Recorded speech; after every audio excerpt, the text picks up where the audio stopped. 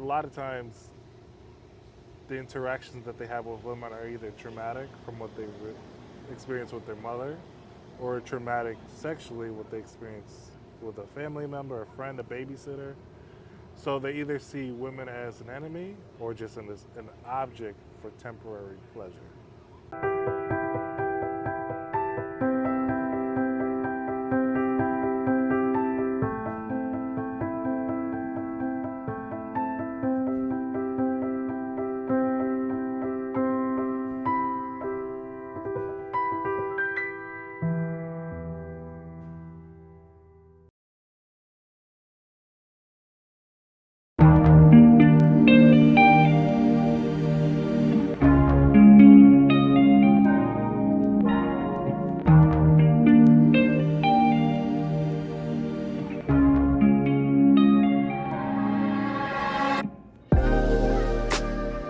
Thing that I've noticed that I've talked to my pastors about, I think when you have a life that's so tumultuous Yeah. and there's a lot going on, you're looking for some type of, you know, some type of thing to guide you. Correct. Where if you grew up in the church and your parents make a good amount of money, you're comfortable, and you're going on 2, 3 vacations a year, you have everything you ever wanted. It's like, why do I need to Why do go? you need to go to church? Yeah, With that being said, they said churches, because of their reason, is the worst place to find a partner. yes. For me, I find it hard to find a partner in church because there's just nobody in my age range. Everybody's really old. Yeah, everybody's much older or much younger. There's nobody. Everybody who was in my youth group pretty much left church. I think I'm the only one, other than like 2 other people, that's left. But for other guys that I've noticed who are like that way, it's more they don't practice what they preach. They want the perfect spitting image, but they are basically just outwardly saying things that they've been told. Versus living. Yeah.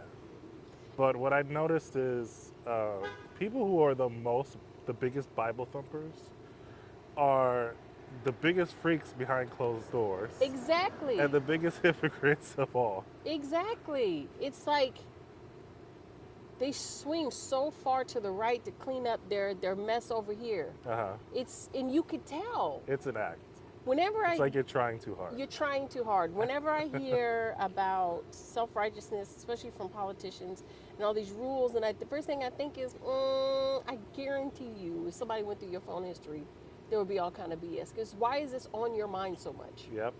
Why is this such the forefront? Even people talk about other people being gay, like, oh, they're gay. So you looked at them and you thought about what they did in the bedroom? Why? Why did that come to your Because mind? they're struggling with it. Because they're struggling with that. Exactly. I agree that. And I only say that. I used to hear that all the time as a kid. And my brother's gay. A lot of my people in my immediate family are queer.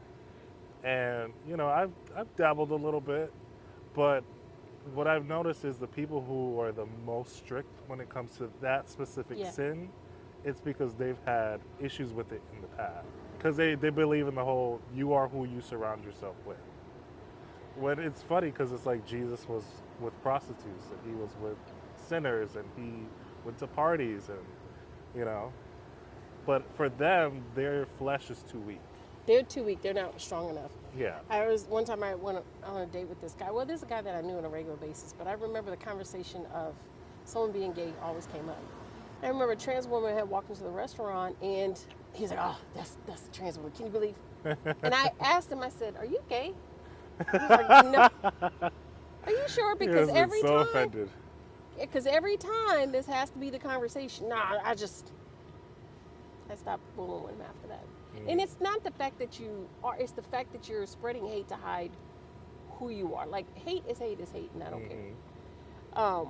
To back up a little bit, you said you dabbled a little bit. You're comfortable talking about that? Yeah. So, are you bisexual? I would consider myself pansexual. Tell my old head what pansexual is. Pansexual, it's like an elevated bisexual. Like you're really worried about just the person. You're not really worried about what the parts they have.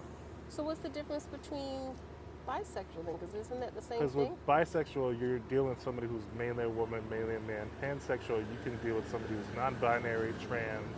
Gotcha. Because a lot of people who are straight or gay, they kind of demonize trans people in a way. And I've seen that a lot, like on Twitter and TikTok. The whole, gays against groomers thing. And And then the they'll truth is, demonize the trans people as groomers when trans people are just trying to mind their business. how is dating, and do you tell anybody that? I have it on my profile, but like on my Tinder and stuff, it says open to all genders. Do you find that more women are open to it than No, no? it's usually queer women who are open to it, like bisexual men, women who are pansexual themselves, What or about usually white women. white women? Usually, if they're women of color, they're not messing with it. And I don't date white people, unfortunately. So that kind of puts you in a bind where Yeah, you're attracted to, but they're not attracted to you. yeah. And I commend you for being upfront because a lot of folks that would not be upfront about something like that, they would just lie and then mess I'm up. not a very good liar. Isn't it exhausting to lie? It is, because I don't have a good memory. So if I lie and somebody asks me about it a month later, I'm like, what are you talking When about? did you realize that you were pansexual? I think I noticed it around like kindergarten age, but I never really acted upon it until high school, because in high school everybody was Yeah. bisexual when I was in high school, and my high school was very compared to the other high schools because we used to visit other high schools. Yeah. We were very open. They used to call us the gay high school. Really? Yeah, For you, 2011. for you guys to be that open was Well, when I was starting, it was at the beginning of the openness. okay. Like when my older brothers went to the same high school, you could not be out. And they're only like 4 years older than me. Right. So when I finally started, that's when it started. That's when Obama was first coming in. And Obama then changed the game. gay marriage started. I think Connecticut was like the third state in Connecticut in 2009 or 10 that legalized gay marriage.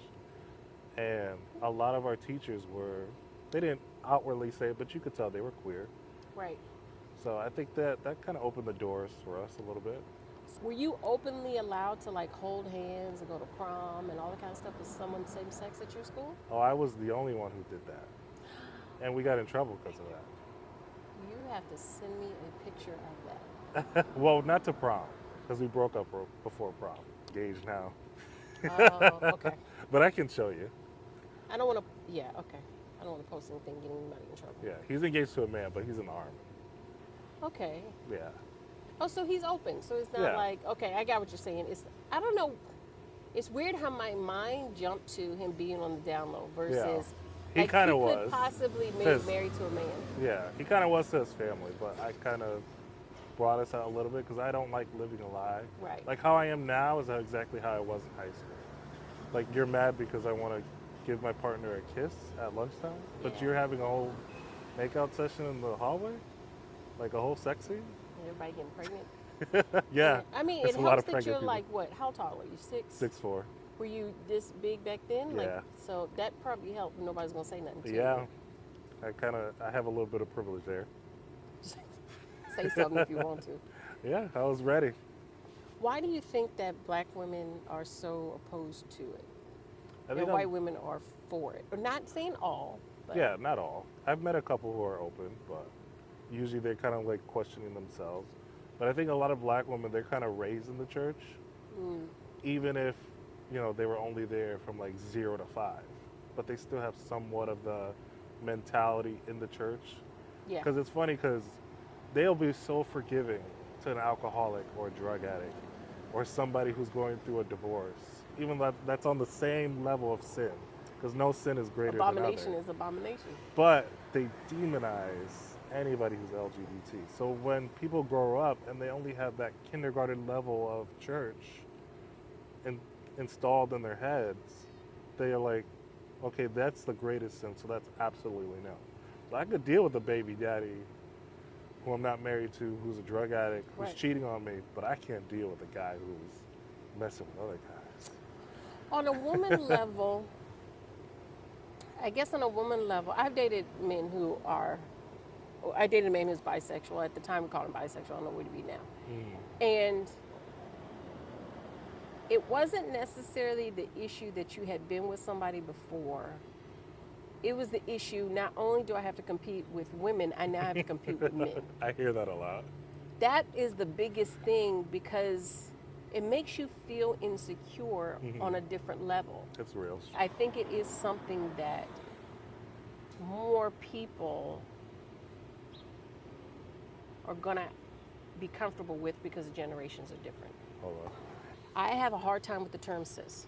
Okay. I don't like being called cis because to me it takes away from my being the woman.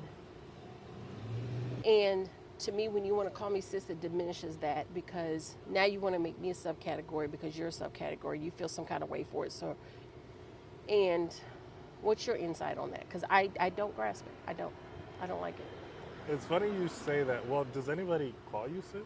It's Like a day to big day? term when describing women Okay. in general. Like, well, when cis women do this, when, you know, cis men do this, when cis women do this, it's like it's starting to be the conversation piece to describe. So Okay. now it feels like if I want to go with the swing of the new generation, because I don't want to block anybody's growth, if I meet somebody, I have to tell them, oh, I'm a cis woman.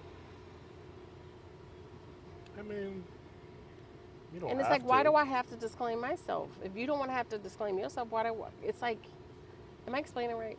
Yeah. I've heard that a lot. Like my mom says the same thing. My cousins say the same thing. But the thing that, from my perspective, the people that I know that say cis, they put you at, you're like the top, like you are the blueprint. And when they mention somebody who's cis, it's in a oppressive way because they only mention a cis person who's oppressing. They'll never go up to you in person and be like, "Are you a cis woman?" Mm. Or unless you're in like a whole group setting, and then some people are going around, "Yeah, my name's Caroline. I'm she, her, blah blah blah." But I'm overthinking it, basically, is what you're saying. No, because a lot of people, it's new. It's just like with any new terms, unless you have somebody in your life who's really explaining it to you, or you're really living that life, because you're not in the lifestyle.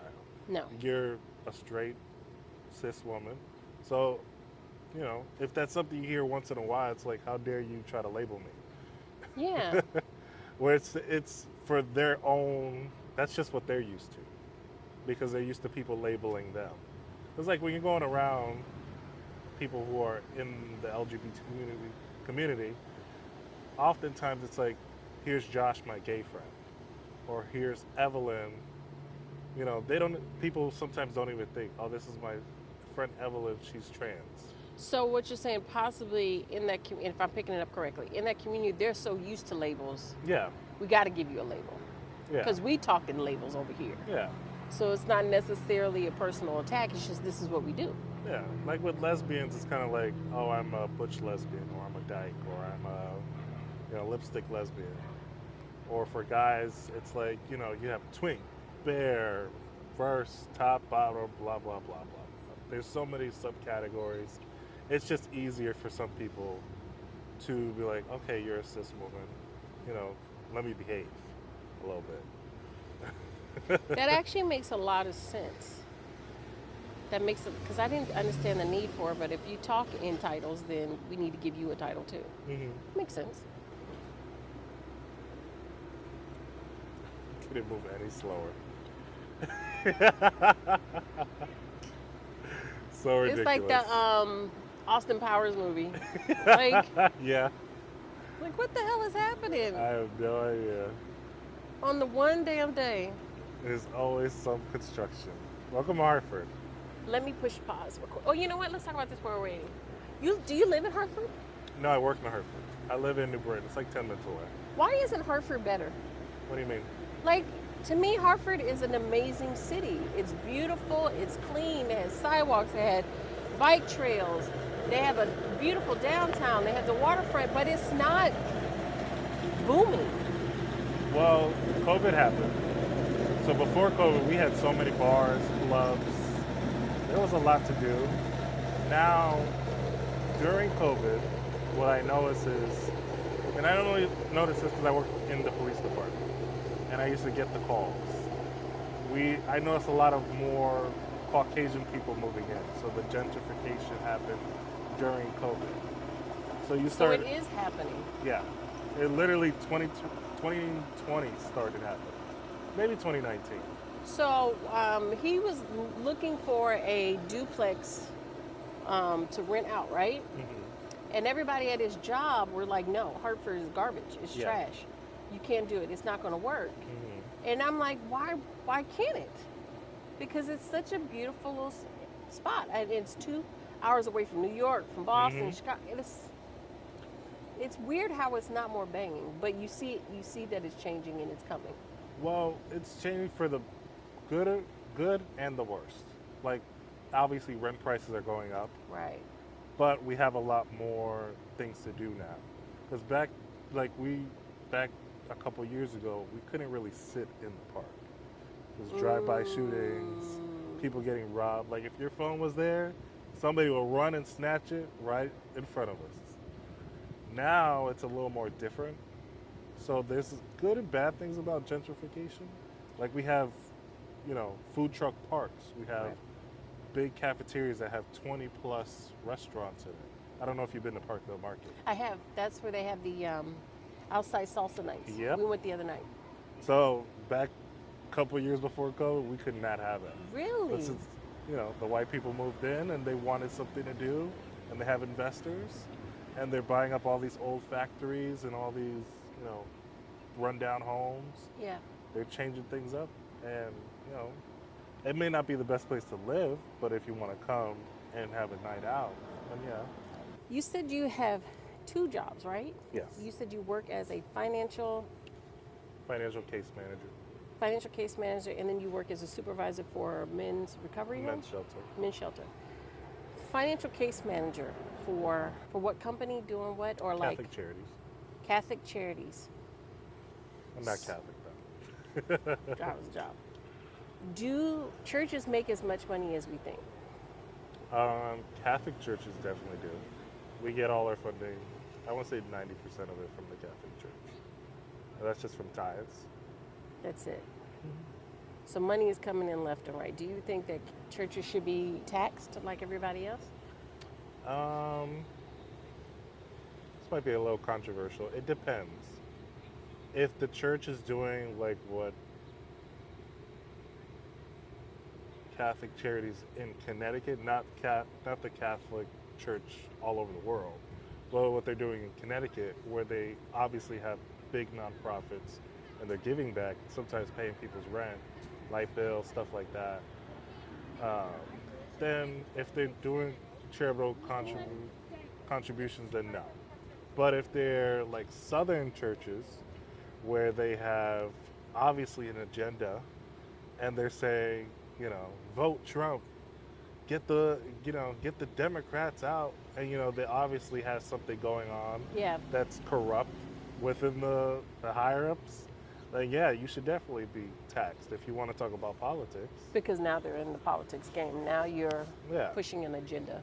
You're not helping the community, you're helping a specific. yeah. Makes sense. Um, you said that you are the supervisor of a halfway house for men. How did you find that job and how is it dealing with that job? Because I could see that being really hard. I was just going on Google. I was looking for a part time, and I actually applied for per diem. Okay. And then he was like, I guess he liked how I was, so he made me part time. But yeah, it's actually a lot easier than I thought it would be, because the guys who've been there, we kind of have like until today, we had a hiring freeze. Mm-hmm. So because of that, we were only accepting half residency. So instead of there being 20 guys, there's only 10. Okay. Which makes it a lot easier. Yeah, and because of the hiring freeze, usually they would only have 3 months to stay, but some of them have been here since last year, late last year. Because of the Yeah. hiring. So they've been pretty spoiled, but today we have a big meeting. A lot of Uh-oh. things are changing. So What type of people do you see come into the recovery house? Or it's halfway house or recovery house? I'll make sure I say it right. No, it's just a shelter. It's just a shelter. Yeah, so we have a case manager there. She sometimes brings them to recovery centers, helps them find jobs, helps them find houses. I'm just the guy who signs them in, makes sure they're fed, makes sure they're not fighting, and I have to do hourly um, rounds around the building. So So when you say they bring them in, what are the different places that they come in from? usually in Connecticut, they have to call 211. And then for any homeless person, if you're looking for shelter, you have to call 211 prior. You can't just walk into a shelter. And they started that around COVID, I think because of the housing market. Yeah. So now they have to actually verify that you are homeless. Like they have to go see what bridge you're living under, which is crazy. And they have to verify that you've been there at least 48 hours or 24 hours. Because people were, what was the reason for putting that in place? Because some people were saying they were homeless and they were just getting kicked out of their baby mama's house. So they were claiming homelessness before they were even out of the house. Damn. So now they have to verify who's homeless and get the people who actually been on the streets and who they want to get I guess the people who need it the most. But if you're just getting kicked out of your baby mama's house and you can stay with your mom, your cousin, Yeah. this, and that, you're not that much in need. You just got in trouble tonight. Yeah.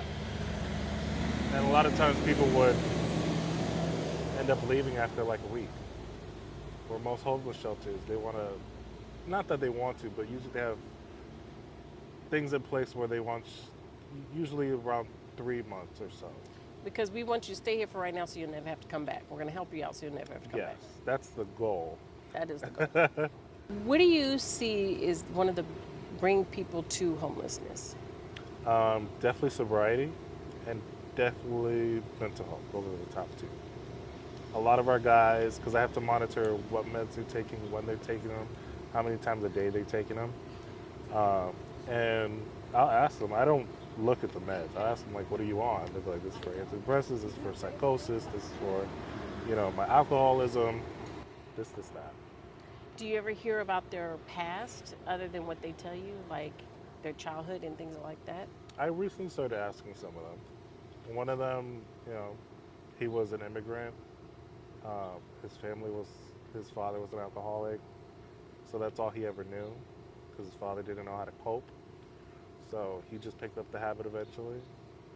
A lot of other guys, they're just, guys from the hood. And like, if you go over here, north end of Hartford, a lot of people who I grew up seeing when I was a kid, that my dad was in the gang and my mom was in the gang, or she wasn't officially in the gang, but she was around the gang life. A lot of people who I saw back then are still in the same position they were 25 years ago. Really? Just running the streets? Because, it wasn't until maybe the early 2000s that men really got out of that machismo or macho man Yeah. mentality, where it's like you don't have to be so hard all the time. You don't have to be a man of the streets. Like a real man takes care of his family. A Right. real man knows how to take care of his body and make sure that he's good to take care of his family, not only financially, but for the long run. So this the prove your manhood, you got to go out and act a fool. Yeah. What do you think has changed that mindset? I think the media's changed it definitely. I don't think a lot of guys, you don't see as much like gangster movies anymore. A lot of the rap is more about like substance use versus let's kill each other, or let's take Good that point. anger and put it against women instead of putting it against each other. That is Yeah. a good point because there are a lot of young men who absolutely hate women. Why do you think that is? You think it's just because of the music? No, that's one of the factors. There's a couple of factors. From what I noticed in my case management for my full-time job, a lot of guys have a lot of childhood trauma from their mother. When the father's not around, a lot of women feel like they're left with the children Yes. instead of being blessed to raise children. Yes. So they kind of have some resentment against the kids because they're like, now I'm stuck with you. Now I'm losing the best years of my life. I'm going to take it out on you. You know, I'm speaking from experience because my mom did the same thing. Um, so a lot of guys have childhood trauma from their mother. Another thing is the music. Another thing is the mental health. Some guys don't realize that they have mental health issues. Like a lot of women are like, he's just crazy. He just has outbursts. I'm like, no, that's an autistic man who's having an episode. I could see Mm. that because I have an autistic nephew. I deal with those people every day. He's having an episode. That man has mental health issues. But nobody points it out, and Yeah, they just kind of coddle it and make an excuse for it. yeah. Because when you grow up in a black and brown community, Hispanic community, even Asian community, there's no such thing as mental health until maybe 10 years ago. Correct. So it's like Correct. Just a sit lot down, of guys who are 25 and up have ADHD. They're probably mildly autistic, severe depression, or personality disorder. They don't even, they've never been to a therapist or psychologist to even, not even one session to check that out. But for me, I've seen the signs, so I can recognize it. Right, right, right, right. Do you think that women feed into this, and not just the moms, but the women who date these men? Yeah, Like you said, like, oh, he's just having a bad time. No. yeah. When you build a society that coddles men and you build a society that makes a lot of excuses for men, like, oh, that's just my uncle. He's drunk all the time. You know, that's just his thing. Like, no, he has a problem. He beats his wife when you're not Yeah, looking. yeah. And it's like a He lot or of he beats her so much that everybody knows what happens yeah, when they go into the next room and why they left the party early. yeah, Everybody knows. oh yeah. Or sometimes it's like some women they're raised to raise Yes, boys and men from a yes. very young age. And I haven't seen it much in the black community. I see it a lot more in the Hispanic community. Like even at 5, women are taught to, be a lady. We're training you to be a wife. We're Right. training you to, take care of your man. Even if the man didn't put a ring on the finger, you still have to treat him like he's the man of the house. He's your husband, even though he does not have a job. He don't got a car. He don't provide for you. You still got to treat him like he's the man of the house. Because you're lucky to have a man. Yeah, Never understood that. I never Never understood it. understood it. I never got the catered to a man to be happy to have a man. I never got that. And it's not like somebody was telling me to hate men. Mhm. You know, my father's a great guy. My father caters to his wife, and she caters to him. But the stuff that I would see women Well, tolerate that's a just to different have somebody. generation. Yeah, yeah, yeah, because I they. feel like from 50, 30 to 50 is complete chaos right now. 30 to 50? Maybe 55. Really? Yeah. And that's only from what I've seen from personal experience. Tell me what else did you see? Like with my own dad, he was running the streets. He was always cheating on my mom. He always tried to control her. I was a very strong person, but he did a lot to control. Like she was a heavyset woman back in Hmm. the day, so he would like try to make her gain more weight or feed her extra portions. And so he was like, "I like you this big. Stay this big. Get bigger." And it's like she didn't realize that he's making her bigger so she can't find somebody else. Really? Yeah. My dad's always, well, when he was alive, he always liked bigger women. Like he met her like probably when she was maybe around like 200, 220.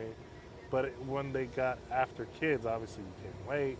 And when you're in love, you gain even more weight. Right. But he would always feed her extra. I remember seeing that. I'm like, why does he do that? It's weird. And he thought that would make her insecure. But my mom's always been a curvy woman. And she has a pretty face. So she's Right. like, I look good at any size. So she would still have men chasing after her when she was at her biggest weight. So he was trying to get her out of shape so nobody else would want her, Yeah. not just keep her big. Yeah, Did she see the game? yeah. She realized it when she had her weight loss surgery, and he left her. So, what happens to what I saw from the 600-pound life? A lot of people change Oh yeah, once they have the surgery, and they pick up one addiction for another addiction. They lose the addiction to food, but they pick it up for somebody else, something else. Did your mom do that? I think it was alcoholism. She did pick up alcoholism. Yeah, she was always a little bit of a drinker. Like she'll go out every other weekend, But then when she got skinny, it was like every weekend. And it's not only Saturdays, it's Thursday, Friday, and Saturday. And I'm assuming liquor hit her harder now too because she's lost the weight. Oh, she still drinks. We- but she's not messy anymore. Like she'll drink her little drink, she gets a little toasty, and then she knows, she has to go to her corner in the house because her our family in Florida just won't deal with that. Really? So it's like she's not messy, but she knows when she's getting to that point, she needs to kind of like back away. Back to the men in the shelter. Hmm. Do you think that's going to be more of a common occurrence? Because I say that women are getting more advanced, getting more education, taking care of themselves, and I see men slacking. Yeah, And it's not just me, like society is seeing that too. Men are getting really, really lost. yeah. Do you see a future of an increase of men needing shelter? Oh yeah, we're in the midst of it right now. Really? A lot of shelters won't take single guys, so that's why my job has a men's shelter because a lot of, at least in Connecticut, they won't take single guys for safety reasons. Usually, most Really? shelters are for women or families. Like if you are a guy, you have to come in maybe with your girlfriend or your kid. Like it's very, very rare you come in by yourself as a man. So they don't have more men's shelters? Mm-mm. So they either have a men's shelter or the other 80% would be like a halfway house. But you have to go to jail prior to To that. get to the halfway house. Yeah. The halfway house has to do with a lot of recovery too, with drug Yes. and stuff like that. So you'll see a couple of those. There's actually a good amount of those in the area. I worked for Guardian ad litem for a couple months, and it's basically I was helping social workers with kids Hmm. because they were overwhelmed, and I had one little girl, and I was helping her, and I ended up stopping because it was a lot of work. It was a lot, going to court and taking time off, and going up to school and do all that kind of stuff. And in that process, I realized that there were kids born in situations where they weren't going to make it. It's just there are too many factors involved in order for you to have a stable, civilized life. Mm. Um, do you see that a lot with the men that come into the home where you're at? Like, I don't think you ever stood a chance. Yeah. I mean, I lived it myself, but Really? yeah. Tell me. Well, my Well, mom, your mom, your dad. yeah, when my dad left after my mom had her weight loss surgery, my mom was kind of lost. Like she was with a guy for a couple of years, but he wasn't shit. Like he never had a good job. He wanted to isolate her even more than my dad. Like he moved us to Florida just to get my mom away from family. And my mom's always had that recycling of like guys. Like it was Yeah. always the same kind of guy, but a different look. Like he always wanted to isolate her. He always wanted to, even though he didn't have a job, like he wanted to be the man of the house. And my mom, she's always had pretty good jobs. She's always taken care of us. We always had a roof over our head, food to eat. Um, but she didn't know how to be a parent. She started having kids at 14. And by the time I was born, me and my twin brother, she was 21. So she had 4 kids by 21. Ooh. And me thinking back at 21, that's when my life just got started. Exactly. And I'm like, I still felt like a baby. So I can imagine what she was going through in the 80s and 90s. Raising a child for. 4 kids with a drug addict boyfriend. Do I'm assuming she didn't stay with the father of you guys. No, None at all. no. He left her when she lost weight. I'm sorry. Your dad. How old were you when your dad left? I was, I think, 11. So all four of you guys about your dad? The oldest one has a different father. Okay. It's a lot of families are like that. They don't Yeah. want to admit that. A lot of families are like the oldest child is typically always by somebody else. Yeah, A lot of he's people by don't want to some admit like that. old guy that was the same age as my grandma. Like my mom was fast. Just say it herself. Like Fast. she always thought she was a grown up. Like she had her own apartment at 15 in New York. She's working 2 jobs. Why do you think you made it in the average guy who brought up who, and the other guy who may have been in that situation didn't make it? What do you think is the deciding factor? I honestly think I want to say 10% my mom, 40% my godparents, and then the remainder was the school system. Like my mom, from the earliest thing I can remember from being a toddler, my mom would say, "Go to college, go to college, go to. I don't care what you do, just go to college." She didn't know how I was gonna get there because she never went to college. But she was like, "Just go to college." Go to college. And then my godparents, they were very involved in church. So my uncle, he's black. Um, What race is your mom? she's Puerto Rican Dominican, but Okay. she looks like a white woman. Okay. But my uncle, he's black, like as dark as they can come. And my aunt, she's basically like the same. You kind of look like her a little bit, but same complexion as you. And he's very like black excellence. Like he was Yeah. like, we're gonna do better. He's like, just because you're from the hood doesn't mean you have to act like you're from the hood. Just because you're on food stamps doesn't mean you're gonna stay on food stamps. He's like, you know, your mom makes just enough so she doesn't make enough to get, you know, the housing voucher. So that's good, but we want to do better. So he was always pushing us to do better. And then my teachers always, those poor white women, they didn't know nothing about, you know, raising or teaching hood kids, but they Right. knew that, you know, you can always be better than the situation that you were raised in. You don't have to be what you see every day when you walk Right. outside this building.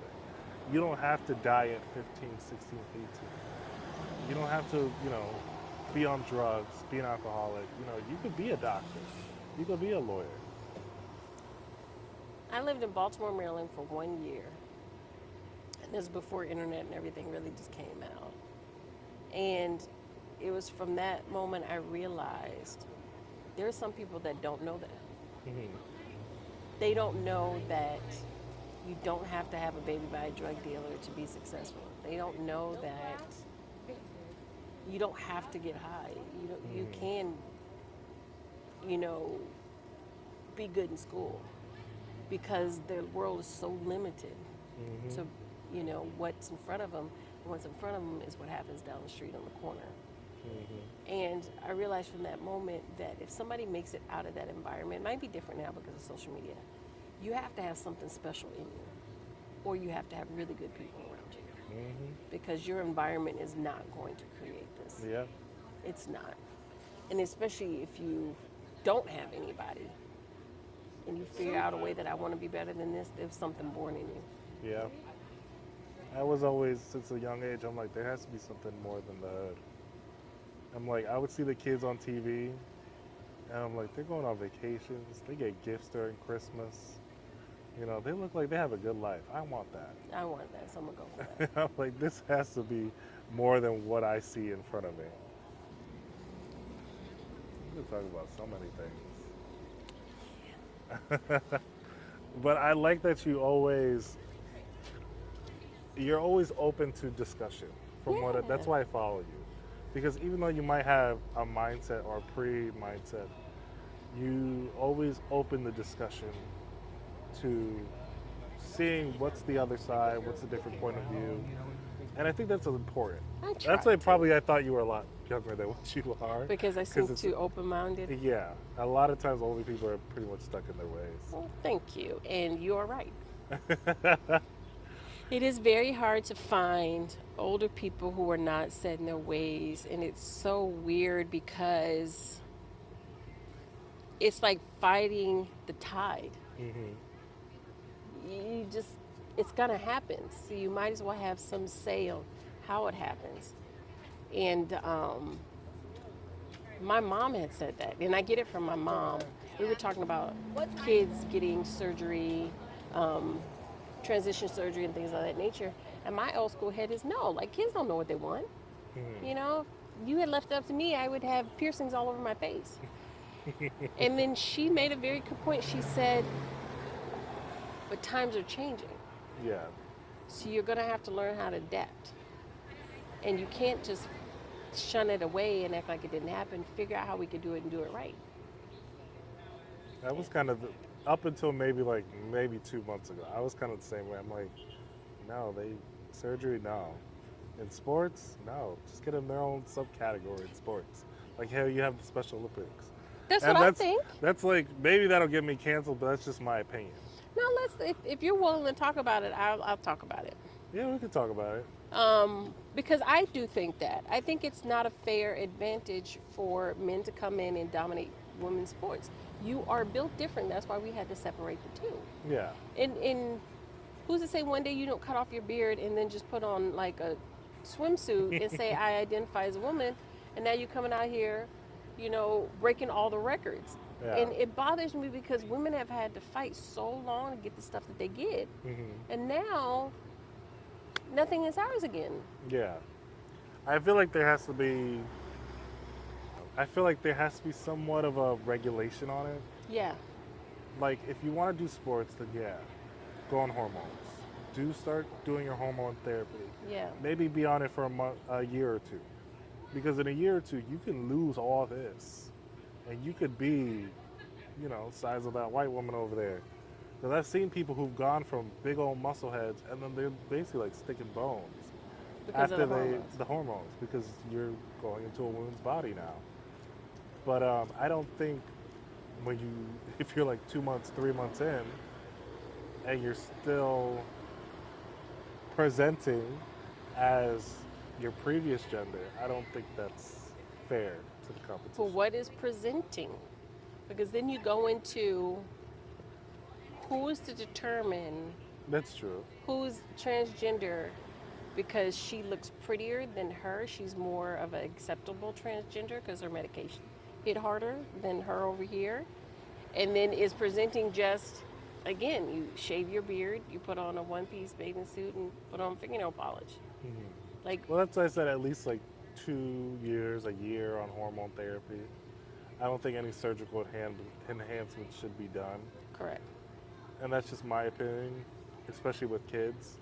Like, I know some people would argue, some girls get breast reductions in high school. I've known some friends to do that. Some girls I know had, hysterectomies in high school. I think that's on a case by case basis. But who's to To say, introduce something that's foreign to such yeah, a young person. but like breast implants, I know Yeah. some girls get breast implants in high school. You know, just doing a whole 360. And then maybe when your prefrontal cortex finishes at 25, you're like, okay, maybe I don't want to do all this. The stuff that I see that's taking place, I could not imagine being able to make the right decision at that age for Yeah. something so long term. Like I would have an emotional breakdown because he didn't speak to me walking down the hall, or Yeah. because they said her dress is prettier than mine.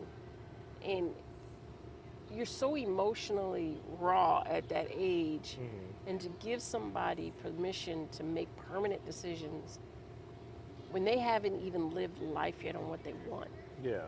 I think is not a good thing. I get it. I understand it. And it's like if you set your child up at age 12 to change these things, I can't imagine the complications they're going to have by the time they hit 25, Yeah. and then 35, and then 45. It's going to be a life of just complications. Yeah. That's why I think at a appropriate age, maybe like 16 and up, just hormone therapy. Makes Because sense. hormone therapy, if you're off it for 6 months, you're pretty much reversed. Everything starts coming back after 6 months. Do you know that is it too late to start hormones? No. There is Caitlyn no late started in his 60s. Caitlyn Jenner. Hmm. So it really doesn't have any effect on how masculine you become, whether or not you started at 10 or whether you started at 16. Huh. The only thing the hormones really do is change really your muscular structure. Sometimes And your your hair. height a little bit. Your height, it changes your height? Yeah, some people got like an inch or two taller, some people got an inch or Really? two shorter. I will say that when I see the before and after photos of people, it is one of those things like something has to be done because you see the comfort level of somebody going into, is it gender? that they believe that they should have always been. Mhm. When you see a young girl standing in prom dress looking awkward, and then now you see her in Timbs and boots with a buzz cut, you can see that there's a different person Yeah. inside there that has come out. And that's one of the things I love about it, giving somebody that freedom to be themselves. And it's a weird time to try to figure out how to do it. Well, some of my friends that are female to male, Hmm. the trans guys now, they didn't start their hormone therapy until they were 17, 18. And then they got their double mastectomy when they were around 20, 21. So they didn't do any like real Permanent surgery stuff. or anything until they were kind of older and they were sure that they wanted it. And I think it's it's like a gradual thing. Even with the girl, what's her name, Jazz, when she Hmm. was on it for like since 10, Yeah, for a very and long then time. when she wanted to do her surgery, they're like, you never developed your genitals, so we really can't do much for you. And she was having so many complications. I think she eventually fixed it or did it, but it took a couple surgeries. It was Oh, because important. they need your former genital to create the new genital. Yeah, And if you never developed it, then yeah.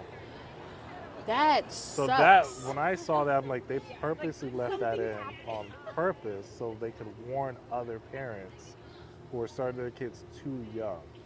So that's why a lot of professionals they say, don't start the hormone therapy until they're in late stages of puberty, so like 16, 17. Because if you start pre-puberty, you won't develop properly. That sucks.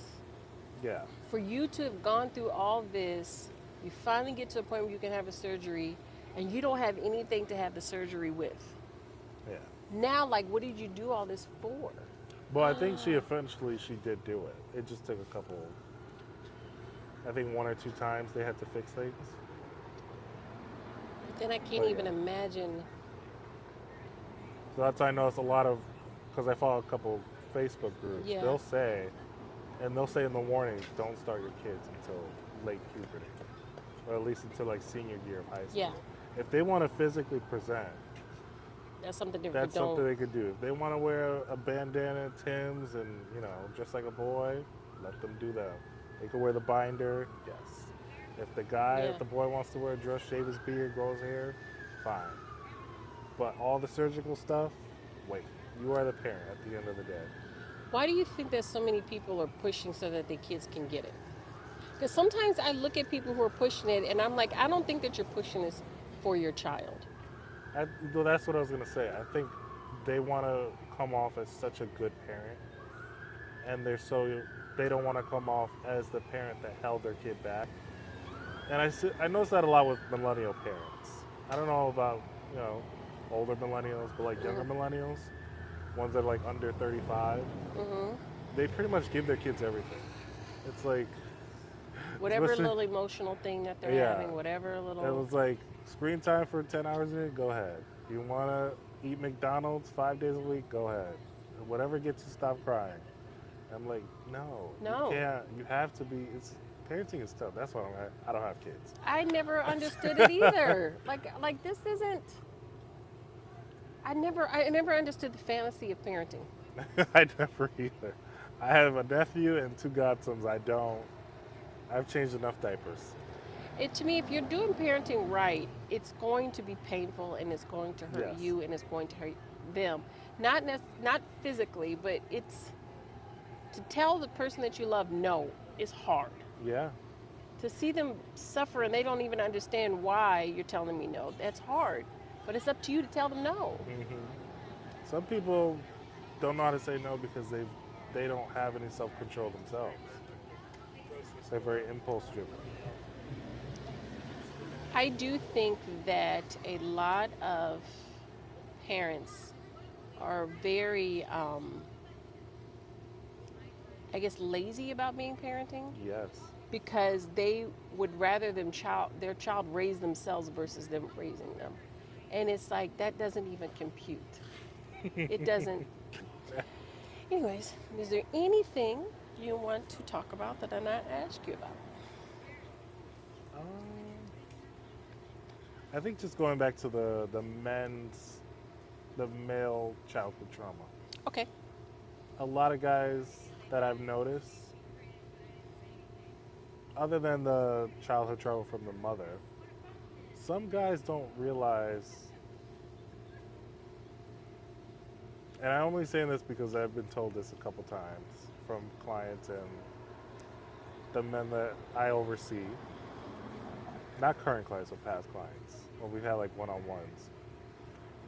A lot of guys don't realize what trauma they have, sexual trauma. To go back to the men's shelter, Hmm. you said that sexual trauma is a big issue with a lot of these men and they don't even know it. Yeah. Explain. Well, going back to your point, the relationship between modern men and women. Mm-hmm. When I mean modern, I mean usually like 55 and under. Okay. A lot of times, the interactions that they have with women are either traumatic from what they experience with their mother, or traumatic sexually what they experience with a family member, a friend, a babysitter. So they either see women as an enemy or just an object for temporary pleasure. That's what I've noticed. That's so heavy, I don't even know how to break that apart. So, so when they interact with women, Hmm. they literally hate women because their experience with women has always been bad. Yeah. So it's like I hate you so much, and I hate that you're the only thing that can make me feel good at the same time. Really? Because love from a So it's good like it woman gets me is more, even more mad because I know I can only get that from you. Well, not not really, but some guys they don't even want to think about the other option. right, right, right, right, right. Um, what what's the trauma that they're getting from women that are not their mothers? So like from a babysitter, an aunt, older cousin, maybe a neighborhood friend. Do you think more men are molested by women than we like to talk about? Of course, Really? when I just took a class about this last summer, where most of the sexual assaults that you see, especially I did it specifically for men and boys. Most of the sexual assault that you see, obviously are from men, but from the ones that are women, are usually ones that are either in the immediate family or a close circle of friends or group of the family. So they're usually the ones that the mother entrusted, like the mom's best friend. Like, can you watch my kids for an hour, a couple days a week? And I can only say that I witnessed that because it happened to my brother, and he was gay. And my mom's best friend was like, I don't care. Whoa, how old was the age difference? Um, he was 14, 15. She was mid 30s. And it happened with another woman in the neighborhood too, who he had a baby with, my nephew. Really? Yeah. So people are like, "How did you have a baby at 15 and you're gay?" And It's like, but well, nobody thought to think that he was assaulted though. no, we knew he was assaulted, and my mom like beat her up and Oh, really? That's everything. good. It's like, how are you gonna rape a 15-year-old gay boy? Like, are you that desperate? So he just ever since then, and I know he didn't realize it before his death, but he had so much trauma with sexual trauma just in general. Like he was just like selling himself, and he was just out here giving it to everybody, and he thought that would be the only way to make people like him, to get the things Oh, he does, because he would get gifts from those women after those encounters. and he's gay the whole time. Hmm. But he knew if I did this, this is how I get what I want, because he was very materialistic. Really? Hmm. That happens with a lot of young girls, and they like to call them fast. But they do get it in their head that if I do this, then you'll give me this. Hmm. Because the alternative is you'll hurt me to take it. Yeah, A lot of people don't talk about that part. yeah, It's treated differently when a woman does it to a young man. Just like a lot of these teachers, you see all these teachers on TV, white teachers after white teacher after white teacher. yep. women having sex with kids, and it's barely they get any probation. Like, it's still a kid. And once you've opened that door, and if you don't open it right, it's going to mess them up for the rest of their life. It's true. Did they treat your brother like he was, you know, the talk of the town, lack of a No, better it was term? kind of like, let's just not talk about it at all. Really? Even when I told my mom what happened to me when I was much younger, she's just like, you can't tell anybody about this. She's like, you're not going to be a victim. Can I we was, talk about what happened? yeah. What happened? It was like a couple different occasions. Like my babysitter's boyfriend and my dad and a distant cousin. But my dad was probably the most aggressive. The other ones were kind of like, let's play a game, let's do this. It was kind of like, it wasn't as traumatic as it was with my dad. He was more, he was always under the influence. So it's kind of like he was just not nice anytime he was high. Mm. I remember Tyler Perry said because he was touched when he was little, the urge I saw that to interview. be with the man was put in him. Do you think that has something to do with your pansexuality? Possibly. But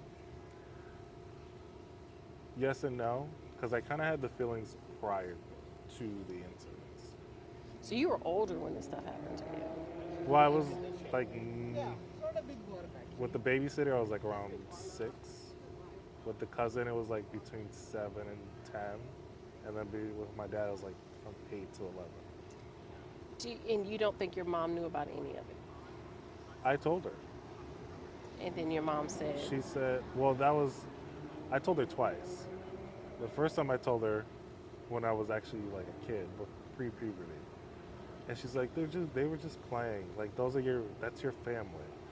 Because back then there was like a big influx of like rape cases in Connecticut. So she like randomly asked us, she's like, anybody ever touch you? And I'm like, yeah, Boppy, so and so, so and so. She's like, no, no, no. I'm talking about like, random people, strangers, teachers. I'm like, no. I'm like, but they've touched me in other ways. She's like, but that's your family. So, in a lot of Hispanic cultures, like you don't see it much anymore, but it's like you touch each other's butts, or you like slap their titty, or you like grab their junk, and it's like playing around. But I don't think it's playing around when it's somebody who's much older in privacy. and in privacy, and they're kind of forcing themselves onto you. Right, right, right. And then I told her again when I was a teenager, and she had like a whole freak out, What did she say panic then? attack. She had like a whole breakdown. She's like, you can't tell anybody. And I had like a whole breakdown. So it was like, and we were having so much problems, me and her, after that. But Do you think that the situation would have been more resolved if she had not handled it that way? what do you mean? I mean, let's not talk about it. Yeah. If she would have been more understanding, like, let's talk about it. What exactly happened? Do you want to go to the police? It was just like, shut me down. Like, it wasn't even like a 10-minute conversation. So, one of the things as you get older, and I see this looking at my mother, my biological mother died when I was, can't remember, I was 17. And there are a lot of things that my mother did that as I got older, I realized she did it because something obviously happened to her when she was younger. Do you think that's why your mom said let's not talk about it, and why she had a drinking issue, and why she always had to have a man and all this kind of stuff, because Yeah. something may have happened to her when she was younger? Yeah, my aunts told me that there was a few attempts on her, but nothing actually happened. So I guess that traumatized her a lot. And the whole like need a man thing, like my grandma was the same way. Like my grandma went from man to man, sometimes overlapping men. So my mom just like couldn't. I can't remember a time my mom was single. Now Really? she's happily married. She found a nice white man that takes care of her. So for the first time in her life, she doesn't have to work. She's at peace. She's at peace. But back then, it was like I used to ask her sometimes. I'm like, why can't you just be by yourself? I'm like, You already pay all the bills. What if he's missing from the house? Why does he have to live What did she say? here? She was just like, you don't understand. When you're a woman, you have needs, and when you're a woman with kids, people don't see you as a prize. So in her ways, her saying, "I'm lucky to have this man, even though he doesn't have a job, even though he ain't shit." And that is a very much so old mentality.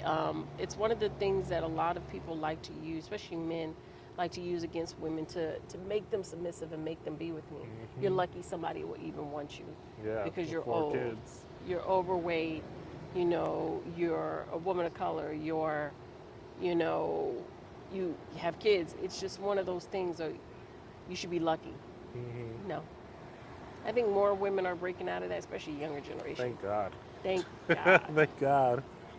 They're It's like, so funny because like all my mom's like her generation, everybody was having kids like 16 to 21, 25.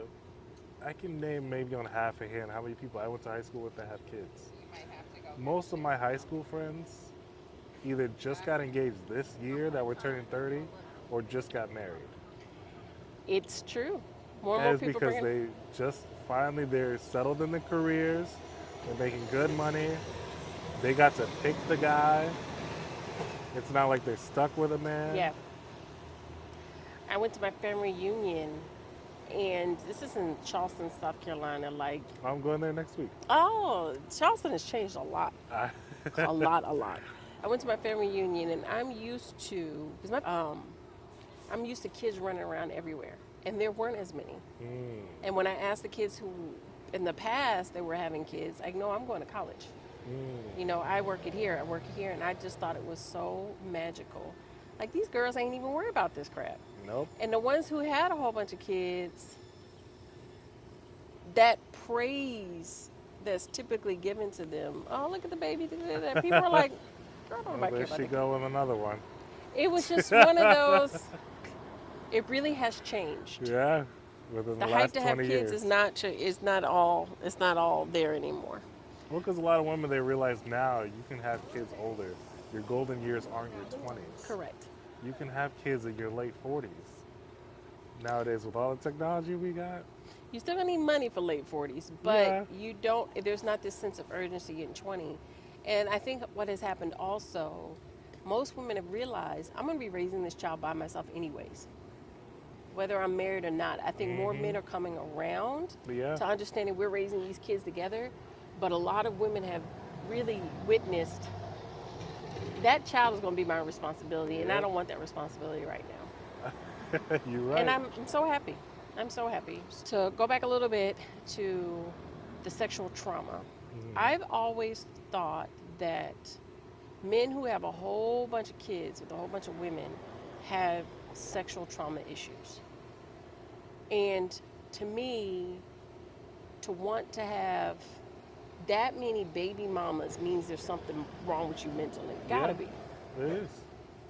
So I didn't make that up. I'm like, there's no way you want that many people in your phone all the time, Well, a especially lot the of drama that comes guys, along with the they separation. realize, especially ones with sexual trauma, and they don't have a career, they don't have schooling, they don't really have a place to live. They realize this is the only thing that's keeping me afloat right now. Your thing. My thing.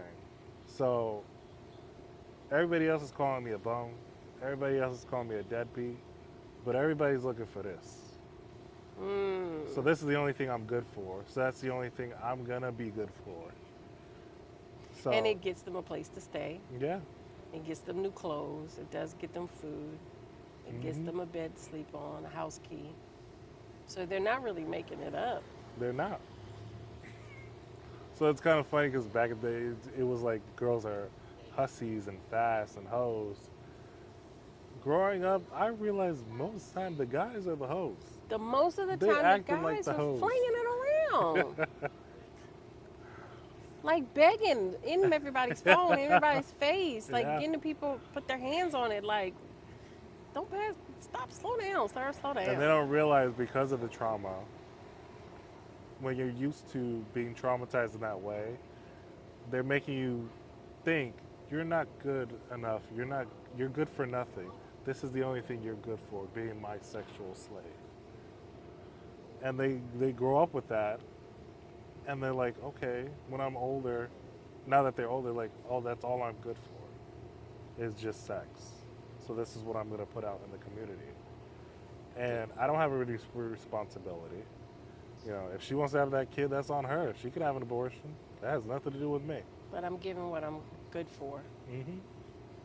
I think that a lot of men have kids too because they'll never be alone. True. Even though they don't deal with the kid, they're Yeah. probably going to end up dealing with the child's mother because she's going to probably come after him too. Like, have that many people blowing up your phone is so crazy to me. Well, from what I noticed on TikTok, it's funny. A lot of people who are older now, it's funny because I don't know why my feed is like filled with these videos.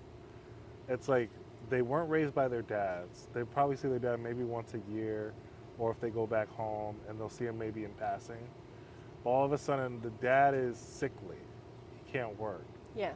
And now, all of a sudden, he wants his kids in his life. And it's like, who the hell are you? And it's like, I need to go to my doctor's appointment. It's like, okay, congratulations. Yeah. They'd be like, I need somebody to take me. Are you asking me? Or you telling me? Right, because I don't know Because you like you're that. you're not on the roster of an importance right now. Not on the roster. No. So you better act real nice to me right now if you want something from me, deadbeat. There are a lot of women that are saying about the nursing homes. They're saying the exact same thing that Yeah. you're saying. They're saying there are a lot of men in there that want their family around. The family like, I don't know you. Mm-hmm. Because they weren't around. Do you see in the home that there are some guys who just can't catch a break? Um, Or do you think a lot of it is they bring it upon themselves? Whether they consciously do it or not, that's up for interpretation. I think 9 out of 10 of them pretty much on themselves. There's maybe one or two of them that I've noticed that they really did have a hard life. One of them, he's like really getting taken advantage of by his family because he gets like a check because he has like some mental issues. So it's like, why is your family in California getting your money and you're here in Connecticut homeless? So case manager, she's trying to help him out with that. And another guy, he's just like, he just never had stability. His parents weren't in his life. He works a full-time job. He's always attentive. Like, he helps me out with the other guys. Yeah. He's always on time, cleaning up. Like, I asked him the other day, I'm like, how are you in here for? I'm like, you seem like I could see you at work every day Right. at my other job. He's just like, I just never had a good life. He's just like, I just never got a chance from anybody. He's like, I'm not going to depend on a woman, so, I'd rather work my way up. So we're helping him, secure some housing. I have a family member, and I can't say exactly who they are. I have a family member, and once I was able to piece the pieces together, I realized he's homeless. And when I think about how he was raised by that particular family, it's like now I have some insight on how somebody can become homeless because he never stood a chance. Like I remember people joking about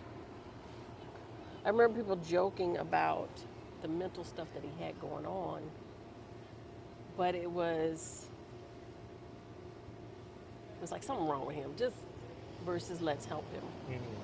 And to see many years go by and to see where he is, it's like, what if somebody like, oh no, there's something wrong with him, let's go get him checked. Yeah. Versus, he's crazy. Kind of feel bad.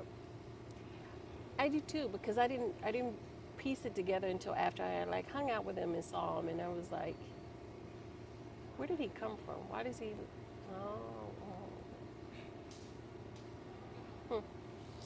What do you think about women building men up to be better? Because you have a different perspective. You date in both worlds. You are inside of a home for men. And like, what do you think about that? Because we're now as women being told stop raising these men, stop trying to build them up, stop help them get jobs, stop just. What do you think about that? I think you have to look at the man. You have to see where is he right now. Like, does he have a job? Does he have any education? Like, did he drop out of high school? Where is he living right now? I've seen women build up men in my church, and some who are the same age as me. Like, some of my, we're not close anymore, but they were my best friends for a long time. Right.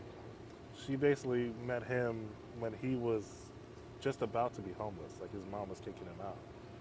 And she always held down two jobs. She went to school. She got her master's. She basically built him up. She was like, whatever you're lacking, I'm helping. Same way. And she was just a very strong woman. So I don't think you can build up a man who is too alpha. That man should be building up himself. If you have a submissive man, it is a lot easier. And a lot of men need to realize they are submissive, They are. whether they believe it or not. And even It though is they, very true. yeah, because Y'all a talk a lot of lot of guys, shit, they but a think lot of women got submissive to. means pushover or you're somebody's bitch. No, that's just your personality. You like being told what to do. You like structure. Sometimes somebody else needs to build that structure for you. And I know a lot of guys who are like that. That's why they're good at military tasks. That's Yeah, why they're good at team playing. That's why they, some are very good husbands because their wife tell them what to do. yeah. So you have to figure out where the guy is. That guy that I'm talking about. He was already in school. He already had a job. He was just going to be homeless. So she was like, it's like the only thing that's keeping you from being better is your housing situation.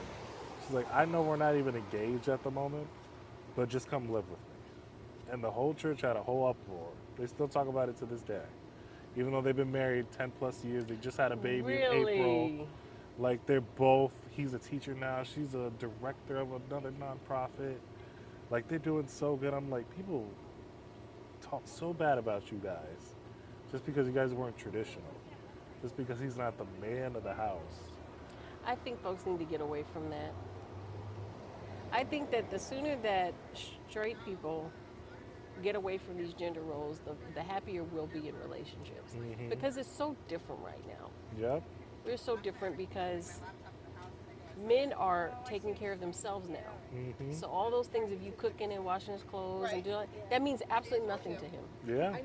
And there are a lot of women out here that are making bank. Mm-hmm. So for her to have to suppress all that to make a man feel build up, y'all messing up the money. Yep. He could be at home raising the kids and she could be out here stacking it up. And that's kind of like their situation. She made the majority of the money for many years until he became a teacher like 2 years ago. Now he's making pretty good money, but she still makes a lot more than him. But she was like, I'll support you. It does not matter. We're husband and wife. And if I make even more and you want to be a stay at home dad, even now that they both work, but she works, I think, a little bit more than hours than he does because she's a director. Yeah. He's very hands on. She told us the other day at church, she's like, the only thing I really do is wake up in the middle of the night for the breastfeeding. He does everything else. For me, it's having a steady place to stay. Yeah, if you talk about physical things, yeah. Or all of it. That's if you talk about physical, that's the number one thing. And That's the it number goes how old you are also. If you're under 25, I give you a little bit of leeway. Of course. If you're over 25 and you don't have at least roommates, what's going on? Correct. But same thing with a job. I don't care if you're a man or a woman. If you're trying to get with me, you have to have a job. Steady Even if you income. work at McDonald's. Because Something. you got to be able to commit to something. Yeah. But if we're talking about non-tangible things, it's how quick are they, it's two things. How quick are they to anger and how quick are they to try to push on your boundaries? Like for me, when I'm getting involved with somebody, I tell them literally the first week, these are my boundaries. This is what I will take, what I will not take. This is when I'm available. I want to see you on these days that I'm available. If you're like, I need to see you right now. And I'm like, it's 12 o'clock on a Monday. What are you talking about? It's Right. midnight. They're like, I really need to see. I'm like, no. If you're trying to cross boundaries before you even know somebody, Right. that's just them. You're showing them mentally. They probably don't even realize it themselves. Okay, if she let me do this, what else is she going to let me do? How much farther can I push her until I get what I want? Gotcha. And then that's just setting up a pattern Yeah. of constant pushing, pushing, pushing Yeah. And the until other one thing, day the it's just too far anger, gone. if you're in the talking stage with somebody, the talking stage is supposed to be like the honeymoon stage. Everything's supposed to be blissful, nice. You're supposed to be giggling, happy, haha. Dates once a week or once every other week, something. There should not be turmoil in the The talking beginning. stage. I agree. I If there agree. is turmoil, if they're making you uncomfortable, if they're annoying you, if they're pissing you off, or if they're annoyed just by you being yourself, Yeah. you are not compatible. I Just don't cut care it what off nobody now. says. Because with me, I work every day to be a good person. I try not to piss people off. I have a monotone voice. Sometimes I'm a little forward at work, but I have to be. But in my dating life, people are like, they see my dating profile, they're like, you're a lot nicer in person. I thought you were going to be very rude and very mean. I'm like, no. Well, Because, through text, I'm like, this is how it is. Boundaries. Boom, boom, boom. yeah. This is what I expect. This is what I'm willing to give. There you go. And they're like, you're just so nice to be around. You're so polite. You give good conversation. Do you think that's a little bit of control? What do you mean? Like, these are boundaries, this is what we're going to do, this we're not going to do. Because on the outside looking in, it's like you're trying to control a relationship. Somewhat, yeah. If you, I like to have a little control in the relationship, but not like in a toxic way. Just, it's just what makes me feel comfortable. Like I would rather be with somebody, we both contribute to the Understanding. bills, but I want to be the one to pay the bills. We could just put everything in an account, but let me be the one. Go take the car to go get fixed. Let me pay the mortgage. Let me pay the light. When we're out, I will pay. You know, Because it's it makes not you feel like better. you can't go out with your friends Right. or you can't see your family. It's just like no, this open communication. I'm the man of the house or the man of the relationship. Let me lead you. If you're not comfortable being led, you need to let me know ahead of time. Right. I agree. I agree. I agree that this is what I want and this is my personality. This is what I'm asking. Hmm. And if you're not comfortable in this, let's tap out now. Yeah. I do get that. I do get that. Because I think more people need to have that conversation. Because not everybody can be led like that.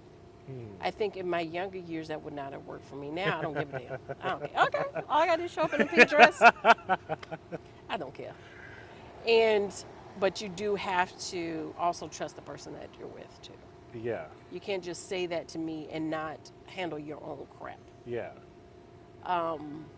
What's something else you think women do? That I've noticed women do is that they have a lot of unspoken expectations. Yes. So that can get very dangerous. And I'm speaking not only from women I date, but even from like my mother, my best friend who's a female. They're just like, I expected you to act like this or be there for me. I'm like, when did you ask me? Right. I'm like, how am I supposed to know you're going through something if you don't tell me? Right. Or how am I supposed to help you if you don't let me help you? Right.